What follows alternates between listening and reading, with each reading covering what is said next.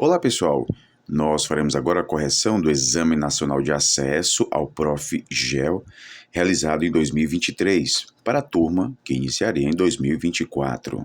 Se você está assistindo a este vídeo pelo YouTube, o link de inscrição para o nosso curso preparatório está disponível na descrição deste vídeo, assim como também o link para o nosso grupo no Facebook e também para o acesso à prova desta seleção. Pois bem, este exame é composto de 20 questões objetivas e uma questão discursiva. Vamos iniciar aqui abordando as questões objetivas. Dividimos esta avaliação em 4 partes. Primeira questão. Leia o texto a seguir e responda o que se pede. A explicação do processo de formação de conceitos, essencial para a compreensão da realidade para além de sua dimensão empírica, foi uma das contribuições mais importantes da teoria de Vygotsky. Bem, pessoal, nós temos aqui uma referência feita à linha teórica de Vygotsky. Para ele, a linguagem vai assumir uma função comunicativa e depois vai constituir o próprio pensamento. Então, para Vygotsky, a linguagem permite ao homem vivenciar um processo de interlocução com os seus semelhantes. Então, é graças à linguagem que existe essa interação, mas além de ser este instrumento comunicativo, a linguagem é o meio através do qual o homem pode constituir conceitos. Ele faz abstrações, generalizações partindo da realidade. E essas abstrações, essas generalizações, a formação de conceitos ocorre ao longo de toda a vida, nas relações que nós, enquanto indivíduos, vamos estabelecendo entre nós, com as pessoas próximas. E isso, obviamente, vai ser muito explorado na fase escolar, porque a gente vai ter as interações pedagógicas que são coordenadas por quem? Pelo professor, por meio do uso da linguagem que vai ser mediada por signos. Então, pessoal, considerando aqui o trecho do texto que foi extraído da obra O Ensino de Geografia na Escola, de Lana de Souza Cavalcante, que faz referência, obviamente, à teoria de Vygotsky, essa formação de conceitos, essa abstração, é essencial para a compreensão da realidade, que vai além dessa dimensão empírica. Para Vygotsky, a linguagem materializa e constrói as significações constituídas no processo social e histórico. E é interessante porque Vygotsky também traz os conceitos cotidianos e os conceitos científicos. Os cotidianos são aqueles que vão sendo formulados pelo aluno durante o processo de desenvolvimento. Então, à medida que ele vai utilizando a linguagem para nomear objetos, para nomear seres, ele vai constituindo esses conceitos cotidianos.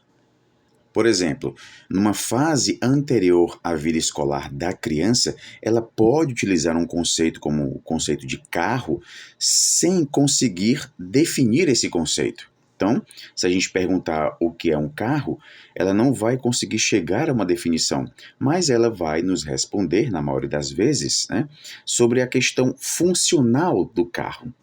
A partir dos dados que são elaborados por essa criança em relação às suas experiências vividas, ela vai nos informar que o carro serve para passear, que o pai dela tem um carro, Então, ao falar, essa criança vai se referindo a uma realidade que é exterior, E quanto mais interações dialógicas essa criança tiver com os seus semelhantes, com o professor também, obviamente, mais rapidamente ela vai se distanciar daquela fase em que o conceito cotidiano está diretamente ligado a uma situação concreta. O que é o carro? O carro é aquele que o papai tem, Então, à medida que as palavras vão ficando carregadas de significações, a gente vai ter aqui uma abstração maior. Essa forma vai se abstraindo. A criança vai generalizando a realidade. Se antes essa criança precisava estar diante de um carro para falar sobre esse carro, agora além de ser possível ela falar do carro sem estar na presença do carro, ela vai perceber atribuições e relações do carro com outros objetos. Então a linguagem ela exerce funções fundamentais em todas as ações humanas, especialmente a partir do momento em que o aluno vai iniciar a constituição de um conceito. Então veja, aqui no trecho da primeira questão a gente tem essencial para a compreensão da realidade para além de sua dimensão empírica. Então, para além da dimensão empírica, a criança que eu citei aqui, que fala do carro, né, ela vai abstrair. Ela não precisa mais desse aspecto concreto. É como se a gente estivesse saindo do concreto e indo em direção ao abstrato. Tá bom? Então, há uma generalização desses conceitos. E é claro, na elaboração de um conceito, há aqui um papel fundamental desempenhado, no caso da educação, né, do professor. Porque o processo de desenvolvimento dos conceitos requer atenção, lógica, memória, abstração.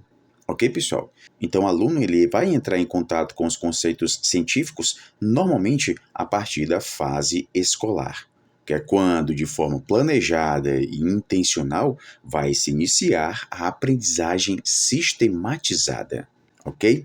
Então vamos lá. Com base no trecho que nós lemos, escolha a alternativa que indica corretamente a visão de Vygotsky sobre a formação de conceitos e a mediação simbólica entre o ser humano e o meio que o cerca. Opção A. Os conceitos generalizam as experiências e possibilitam que seja possível a realização de deduções diante de situações concretas. São conhecimentos que funcionam como ferramentas capazes de representar mentalmente um objeto. Correta essa opção, exatamente ela. Veja, representar mentalmente um objeto. É aquilo que a gente falou. Os conceitos generalizam as experiências. A gente vai para além de uma dimensão empírica, além de uma dimensão meramente concreta. Ok, pessoal? Então a opção A está correta. Na opção B, nós temos os conceitos particularizam as experiências, na verdade, generalizam as experiências, ok? Opção C, os conceitos generalizam as experiências e possibilitam que seja possível a realização de deduções diante de situações fictícias. Não, diante de situações reais, concretas. É como se a gente tivesse aqui a passagem do concreto para o abstrato, né? É como se a gente tivesse aqui a generalização, a abstração de uma situação concreta e não a abstração de uma situação fictícia, tá bom? Então a opção C está falsa. Opção D, os conceitos particularizam as experiências, não, generalizam, né? Opção E, os conceitos generalizam as experiências e possibilitam a realização de deduções diante de situações, sobretudo aleatórias. Não, são situações específicas, não são situações aleatórias. E, na opção E, a continuidade, né? São conhecimentos que funcionam como ferramentas incapazes de representar mentalmente falso, né? São conhecimentos que funcionam como ferramentas capazes de representar mentalmente um objeto, tá bom? Então, a opção correta da primeira questão é a opção A. Segunda questão. Em seu livro Sociedade e Espaço, a formação social como teoria e como método, de 1977, Milton Santos alertava sobre o caráter disjunto da geografia, com a aplicação de métodos distintos aos seus grandes subcampos, métodos das ciências sociais e métodos das ciências naturais. Mais tarde, na sua obra técnica Espaço-Tempo, de 1994, o autor trata o próprio espaço como um conjunto indissociável de sistemas de objetos naturais ou fabricados e de sistemas de ações. Assim, podemos dizer que, em ambas as citações, o autor trata da existência de dois subcampos tradicionais da geografia, que se manifestam desde o ensino da disciplina às suas pesquisas, quais sejam. Bem, pessoal, como nós já sabemos, Milton Santos, em sua produção científica, buscou entender o espaço a partir de uma abordagem humanista. E para isso, o passado histórico é de fundamental importância. Ele defendia o estudo das características locais dos territórios para, então, analisar as possibilidades desses territórios dialogarem com cenários mais globais. Então ele dizia que cada lugar é ao mesmo tempo objeto de uma razão global e de uma razão local. Razão global e razão local estão convivendo de forma dialética. A razão local constituindo a razão global e a razão global fazendo parte da constituição da razão local. Então a gente tem aqui uma dialética, sendo que uma constitui e é constituída pela outra. E é interessante porque ele falava que antigamente as grandes nações mandavam seus exércitos conquistar territórios, e o nome disto era colonização. Hoje as grandes nações mandam as suas multinacionais conquistar mercados, e o nome disto é globalização. Então, Milton Santos se debruçou sobre questões ligadas ao estudo da sociedade, né? E talvez a análise mais crítica e reconhecida mundialmente, né, que ele tenha feito, tenha sido justamente sobre a globalização, um conceito que apareceu muito no debate público nos anos 80 e 90. Então vejam, ao falar aqui dos métodos das ciências sociais e métodos das ciências naturais, a gente tem aqui um estudo, né, a descrição dessa interação entre sociedade e espaço. Esse estudo ajuda o homem a entender o espaço em que ele vive, esse espaço geográfico. Então, a gente pode compreender como sendo objeto da geografia humana essa leitura crítica das ações, os usos e as transformações humanas sobre o espaço, como esse espaço incide, né, condiciona a sociedade e as suas ações. Então, nós temos aqui um subcampo tradicional da geografia, que é a geografia humana. E ao falar desse conjunto indissociável de sistemas de objetos naturais ou fabricados e de sistemas de ações, temos também a inserção aqui da geografia física, né? O estudo das características naturais que existem na superfície terrestre. Ou seja, o estudo das condições da natureza que são observados em uma paisagem natural. E isso envolve a hidrografia, paleogeografia, geomorfologia, né? a biogeografia, climatologia. Então, pessoal, nós temos aqui como os dois subcampos tradicionais da geografia, a geografia humana e a geografia física, considerando, obviamente, as citações presentes na segunda questão, ok? Ok, pessoal? Então, a gente tem aqui essa relação geografia humana, geografia física, né?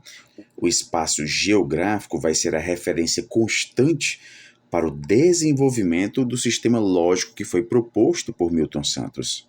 Os conceitos geográficos, né, de paisagem, território, região, espaço geográfico e lugar tiveram uma grande importância nos estudos de Milton Santos. Ok, pessoal? Então, a opção correta da segunda questão é a opção C, de casa. Terceira questão. Leia o texto a seguir e responda o que se pede. A fotografia é uma das imagens que integra o corpo visual da geografia, tanto nas suas práticas de pesquisa e de ensino. Apesar dos giros epistemológicos, temáticos e metodológicos da disciplina e das transformações na fotografia, é possível identificar a permanência de um modo de aproximação à linguagem fotográfica. Em vista da problemática apontada pela autora, a geografia escolar poderia melhor se aproximar da fotografia ao: opção A. Limitar a análise da fotografia apenas aos aspectos objetivos e factuais. Falso, pessoal. Então não deve haver essa limitação. É importante incentivar a leitura crítica das imagens. E essa leitura crítica vai além desses aspectos objetivos e factuais. Um trabalho com o uso de imagens na formação geográfica tem que privilegiar, além das reflexões relativas a um novo estatuto teórico desse campo de conhecimento. considerar as imagens como documentos, né? E um fator muito importante é considerar a imagem, a fotografia, como um recurso imagético, com uma linguagem, né, que requer um tratamento próprio, as imagens como sendo objeto de uma questão estética, que foi produzida em um determinado contexto histórico. Então, em qualquer perspectiva, os produtores de imagens podem ser comparados a arquitetos, músicos, filósofos. Por quê? Porque eles pensam com imagens, no lugar de meramente nos trazer aqui uma linguagem verbal. Então, essas imagens, essas fotografias, aqui no caso da questão, elas constituem uma maneira de ver e de dizer o que aconteceu.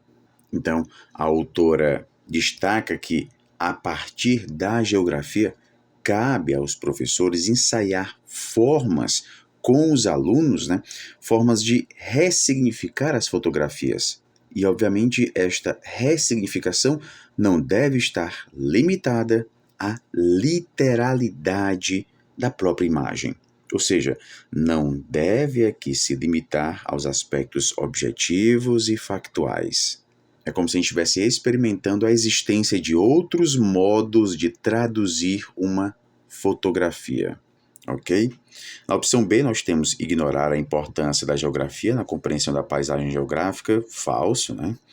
Opção C, desconsiderar a subjetividade na interpretação da fotografia, totalmente falso também, até porque a subjetividade ela é intrínseca ao próprio ato de interpretação, né? A subjetividade ela se faz sempre presente.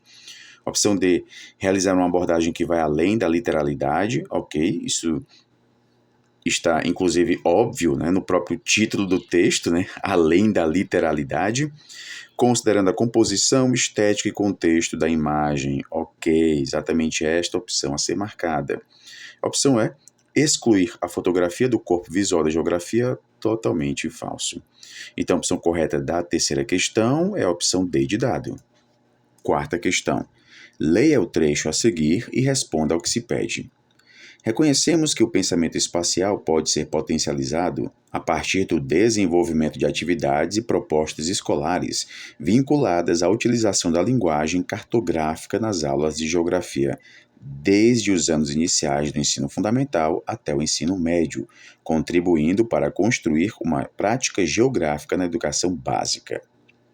Com base no texto acima, escolha a alternativa que apresenta a visão de Vygotsky sobre o desenvolvimento do pensamento e sua influência no papel da linguagem cartográfica para o desenvolvimento do pensamento espacial. Bem, pessoal, as investigações sobre a aprendizagem desenvolvida na escola trouxeram para a cartografia escolar novos referenciais, que foram pautados na teoria de Vygotsky sobre a relação entre pensamento e linguagem. Essas novas problematizações apresentavam a necessidade de a gente responder algumas questões sobre a aquisição da linguagem, considerando, obviamente, isto é de fundamental importância na teoria vygotskiana, né, o meio cultural e social. Né? Então, considera-se aqui, para a aquisição da linguagem, o meio cultural e social, e também as metodologias de ensino e intervenção do professor na aprendizagem, resgatando aqui o que nós falamos na primeira questão no que diz respeito à formação dos conceitos, o papel fundamental do outro, né, do professor nessa aquisição de conhecimentos, né, do aluno. Então, a gente tem aqui compreender a aprendizagem enquanto um processo de construção de conceitos vai nos colocar como desafio a análise dos princípios que vão fundamentar a aquisição da linguagem cartográfica. Então, vamos aqui assinalar a opção que apresenta essa visão de Vygotsky que influencia nessa linguagem cartográfica. Então, vamos lá. Opção A. O pensamento é um processo inato, falso, né? Então essa perspectiva inatista, ela não é considerada por Vygotsky. A gente tem aqui um processo histórico, uma influência, a gente pode dizer aqui, uma influência marxiana, né, em Vygotsky. Então a linguagem não como sendo algo inato, mas sendo como algo, né, cultural, histórico, né, adquirido socialmente, e não como algo inato, biológico, tá bom? Então a opção A já está falsa. O pensamento não é esse processo inato e independente da influência social e cultural, né? Então essa opção A, logo no primeiro período, a gente já verifica que se trata de uma opção falsa, né? A opção B, o pensamento é um processo individual e que não é influenciado pelo meio social. Falso também, né? Então, nessas duas primeiras opções, o primeiro período já destaca, né, a opção como sendo falsa, né? Não é um processo individual e muito menos não é influenciado pelo meio social, né? Então está falsa. Opção C, o pensamento é fortemente influenciado pelo meio social e cultural, ok? De acordo com Vygotsky, o desenvolvimento do pensamento é moldado pela interação com outras pessoas, ok? Nós falamos um pouco sobre isso na primeira questão, né, na formação dos conceitos, a importância dessa interação, né? E pela cultura em que o sujeito está inserido.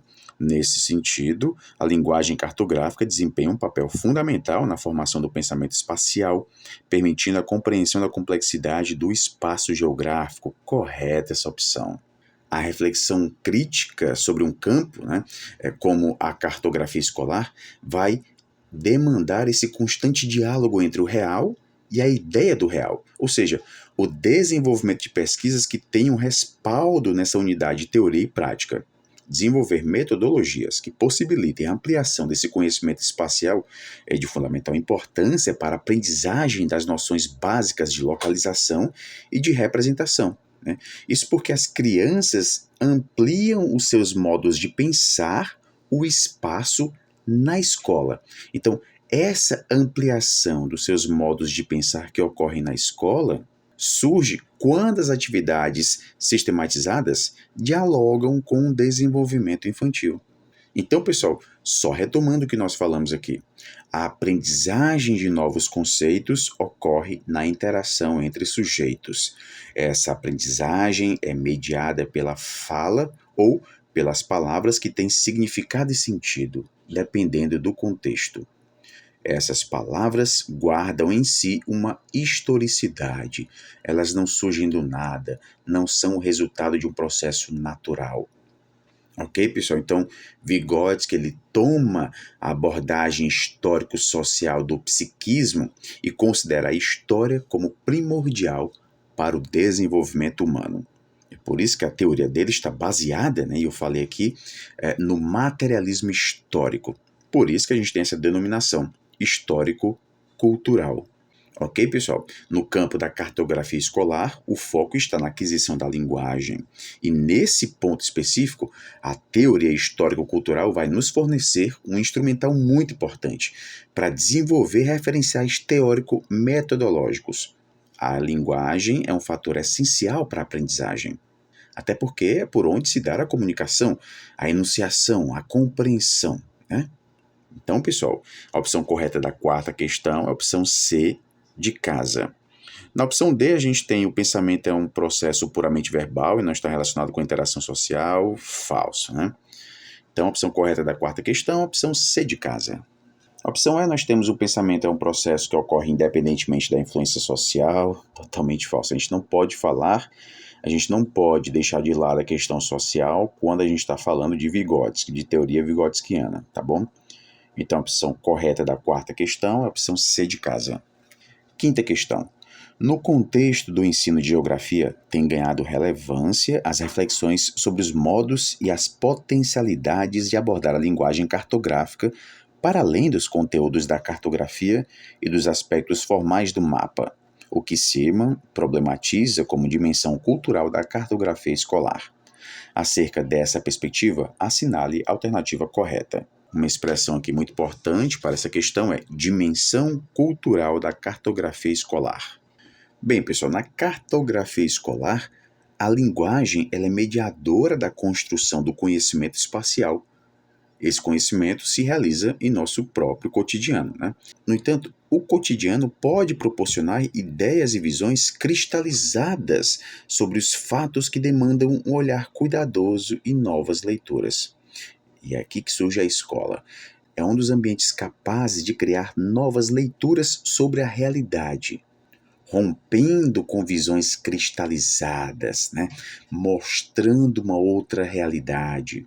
Então a gente tem essa perspectiva crítica também da cartografia, né? A leitura dos mapas vai extrapolar as escalas de representação. É como se a gente estivesse vendo para além dos mapas, né? A resposta sobre o que se vê representado não está nos mapas em si, vai estar no conteúdo geográfico que nós podemos acessar e analisar. Utilizando, por exemplo, o nosso conhecimento de geopolítica, né? Fazendo uma análise crítica dessa sobreposição do espaço, né?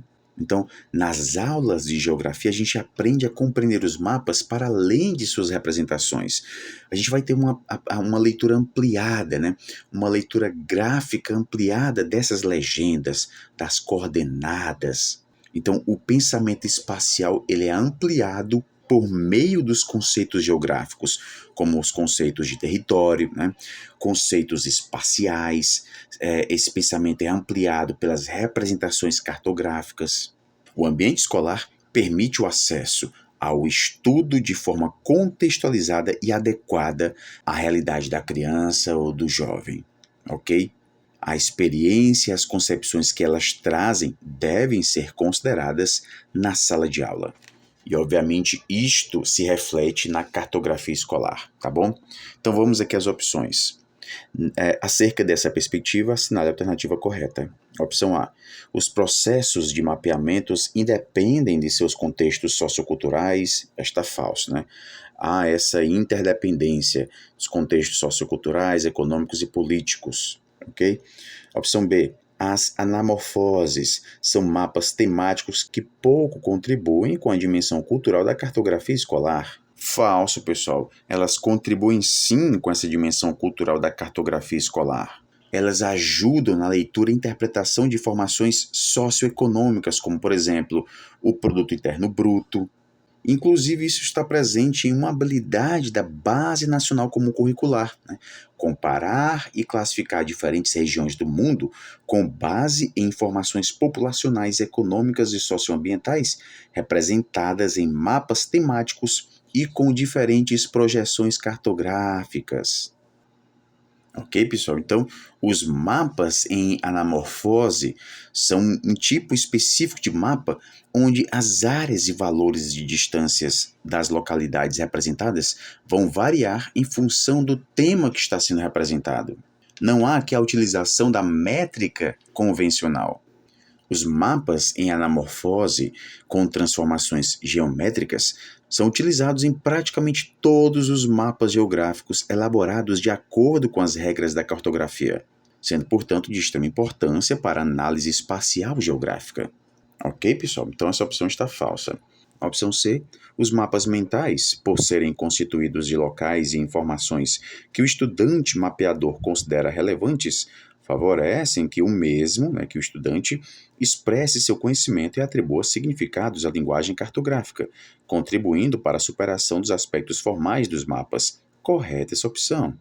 A proposta do mapa mental pode ser trabalhado tanto na tentativa de se fazer reconhecer o lugar através de uma representação da realidade, quanto também tentar diagnosticar as noções espaciais cartográficas que os alunos conseguem desenvolver através de suas representações. Isso evidencia como essa metodologia é importante na análise espacial, ok? Então essa opção C está correta. Opção D, as narrativas cartográficas, que dizem respeito à contextualização histórico-cultural de conteúdos cartográficos, como coordenadas geográficas, fusos horários, etc., são inadequadas ao ensino de geografia. Falso. A produção de narrativas cartográficas é um recurso de compreensão de aspectos da realidade que permite um pensamento espacial vivo e dinâmico. É um relato de uma experiência espacial subjetiva expressa a forma como nós vivemos, como nós vemos, sentimos e representamos o mundo. E é muito importante trabalhar com os alunos a definição de narrativas cartográficas, utilizando diferentes exemplos de textos que identificam sentidos de possíveis movimentos de mapeamento, para que eles, os alunos, entendam as possibilidades da escrita com temas que abordem a experiência espacial. Então, é possível e importante, sim, trabalhar esse sentido de narrar cartograficamente. As relações entre literatura e geografia se aproximaram muito nos últimos anos. Elas romperam com as concepções tradicionais sobre textos e mapas. E trabalhar com a produção de narrativas cartográficas desenvolve esse pensar geográfico. Esse exercício revela como o narrador, que pode ser a criança, o adulto, o aluno ou mesmo o professor, percebe, conceitua, como ele descreve e representa o espaço naquilo que se chama de movimentos de mapeamento. Ok, pessoal? Então, essa opção D está falsa. A opção E, ao priorizar a dimensão cultural da cartografia escolar, é necessário desconsiderar os conceitos, conteúdos e representações da cartografia vinculada ao sistema cartesiano. Falso, pessoal. Essa perspectiva cartesiana, ela não é descartada. O que se busca aqui não é a exclusão da cartografia cartesiana. O que se busca é ir além de uma neutralidade cartesiana, né? Ir além dessa mera tecnicidade, né? Busca-se aqui uma concepção de linguagem atrelada a uma realidade sociocultural, não havendo, portanto, a restrição a apenas uma normativa cartográfica, ok? Então essa opção E está falsa. A opção correta da quinta questão é a opção C de casa. Eu não vou redundar nessa direção, porque tem coisas escritas, então é melhor que as pessoas que se interessarem busquem ler. Mas eu creio que numa casa como esta, isso é muito importante, porque entre os arquitetos e urbanistas, entre os especialistas do espaço, que são arquitetos urbanistas, e outros, como planejadores regionais, planejadores urbanos, etc., mas também, sobretudo, paisagistas, porque aqui se trata sobretudo disto, eu creio que há grupos que consideram os objetos como atores. Eu creio que essa minha proposta atual, ela permite talvez rediscutir a questão que lhes interessa, na medida em que há uma tendência muito forte que vem da prática política dos arquitetos urbanistas e paisagistas de considerar com frequência o objeto como ator. E, por outro lado, uma posição, às vezes, pessimista, segundo a qual, na medida que os objetos são duros, insensíveis, às vezes, às demandas de mudança, uma atitude de desencorajamento diante das possibilidades de atingir mudanças a partir dos objetos. Eu creio que essas duas posições antitéticas, aparentemente inconciliáveis, e que podem ser, na prática, resultado de uma política e, na academia, podem ser conciliadas através daquilo que a gente chamaria de fenomenologia da paisagem e fenomenologia do espaço, isto é, como algo que parece destinado a nos acantonar no reino da necessidade pode permitir-nos enfrentar e alcançar o reino da liberdade. 7 grandes interesses. O primeiro interesse é evitar o risco do formalismo e do empirismo, e também o risco do funcionalismo. O segundo interesse seria reconhecer os limites do enfoque da percepção. Quais são os seus limites desse enfoque? Um enfoque que tem interesse, mas tem limites. Como reconhecer esses limites na questão da paisagem do espaço? Terceiro interesse, a possibilidade de relacionar sociedade e paisagem de forma dinâmica. Esse seria o terceiro interesse. O quarto interesse seria como abrir maiores possibilidades a um trabalho interdisciplinar. Todos que trabalham na realidade são confrontados, num momento ou outro, à necessidade do trabalho interdisciplinar, porque a realidade ela é multifacetada e tem uma origem múltipla, ainda que apareça como algo uno. Quinto interesse, o de possibilitar o tratamento dos objetos, as coisas, isto é, fazendas, cidades, casas, portos, jardins, parques, são objetos. Mas como trabalhar isso de forma sistemática e globalizante? Sexto interesse, como renovar as categorias de explicação mediante uma fenomenologia adequada ao fenômeno em questão. E sétimo, último interesse, como nos aproximaríamos de velhos problemas filosóficos e de métodos, tais como o alegado conflito entre lógica e história, ou entre sincronia e diacronia, e, quem sabe, a discussão que se torna agora muito atual quanto ao conteúdo natural da técnica,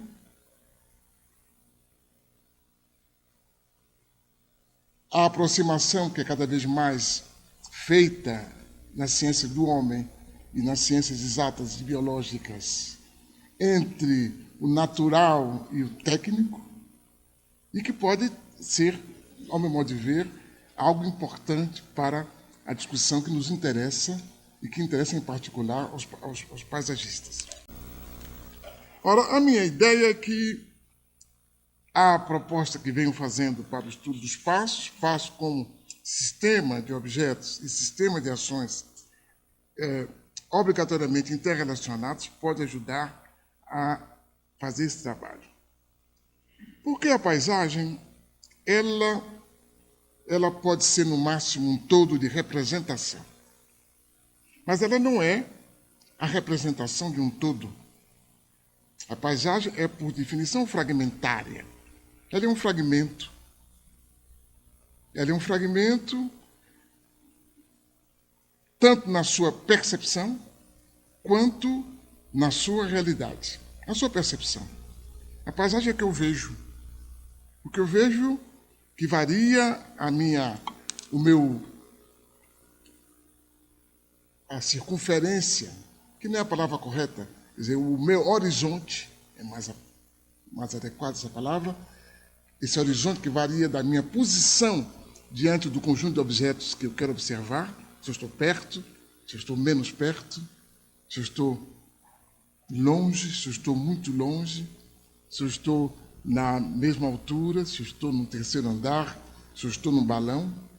Eu tenho diante de mim uma paisagem que é diferente, que tem um contorno diferente, que se dá a mim limitada por horizontes diferentes,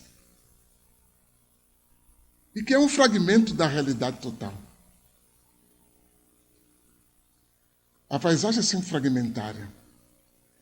Essa paisagem, pelo fato de que eu a vejo, de que eu a interpreto, de que eu desejo exprimi-la, ela se dá como um todo de representação. Mas ela não representa o todo. Eu acho que essa é uma primeira ideia que a gente podia discutir se for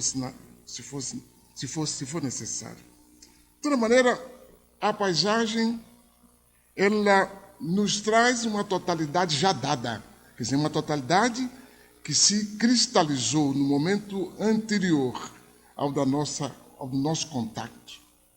da nossa relação, a relação do nosso corpo com o dela corpo, da paisagem. Por conseguinte, a paisagem, ela nos traz uma totalidade já dada, não uma totalidade real, não é a totalidade como eu deveria surpreendê-la. Essa totalidade,